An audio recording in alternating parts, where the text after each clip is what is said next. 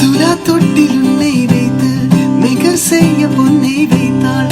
துலாபாரம் தோற்காதோ பேரழகே.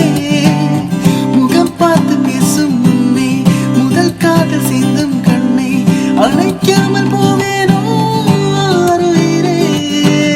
நிழல் போல விடாமல் உன்னை தொடர்வேனடி. புகழ் போல படாமல் பட்டு நகர்வேனடி.